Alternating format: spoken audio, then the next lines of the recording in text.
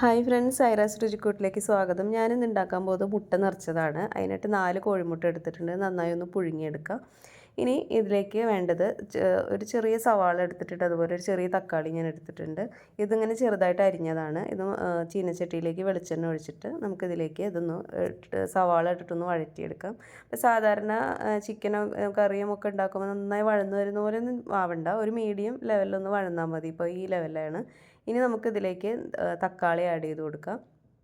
തക്കാളിയും ഇതുപോലെ നന്നായി ഒന്ന് ഇതിൽ വഴന്നു വന്നു കഴിഞ്ഞാൽ നമുക്കിതിലേക്ക് കുറച്ച് ചിക്കൻ മസാല ആഡ് ചെയ്ത് കൊടുക്കാം. വേറൊരു പൊടികളും ആഡ് ചെയ്ത് കൊടുക്കണില്ല, ചിക്കൻ മസാല മാത്രമേ ആഡ് ചെയ്ത് കൊടുക്കുന്നുള്ളൂ. നന്നായിട്ടൊന്ന് വഴറ്റിയെടുക്കാം. ഇനി അതിലേക്ക് നമുക്ക് പാകത്തിനുള്ള ഉപ്പിട്ട് കൊടുക്കാം. ഇപ്പോൾ നല്ല രീതിയിലൊന്ന് വഴന്നു വന്നിട്ടുണ്ട്. ഇപ്പോൾ നമുക്ക് ഇതിൻ്റെ ഉള്ളിലേക്ക് ഫില്ല് ചെയ്യാനുള്ള മസാല റെഡി ആയിട്ടുണ്ട്.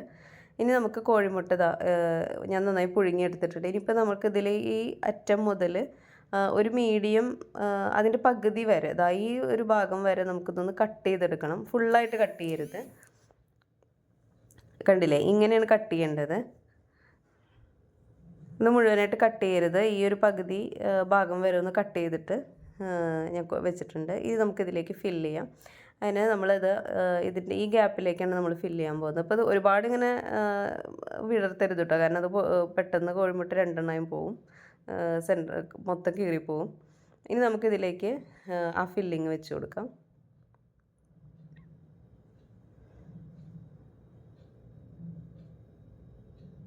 പിന്നെ പതുക്കെ ഒന്നിങ്ങനെ വെച്ച് കൊടുത്തിട്ടൊന്ന് പതുക്കെ ഒന്നിങ്ങനെ അമർത്തി കൊടുക്കാം. നമുക്ക് ഓരോന്നും ഇതുപോലെ ചെയ്യാം. അപ്പോൾ ഞാൻ അതെല്ലാം ഇങ്ങനെ ചെയ്തു വെച്ചിട്ടുണ്ട്. കണ്ടില്ലേ, ഇങ്ങനെ കഴിക്കാനൊക്കെ നല്ല ടേസ്റ്റാണ്. ഇത് കുട്ടികൾക്കൊക്കെ നല്ല ഇഷ്ടപ്പെടും. സാധാരണ കോഴിമുട്ട വെറുതെ ഇങ്ങനെ കഴിക്കുന്നേക്കാളും ഈ മസാലയും കൂടി ചേർത്ത് കഴിക്കുമ്പോൾ ഒരു പ്രത്യേക ടേസ്റ്റ് തന്നെയാണ്.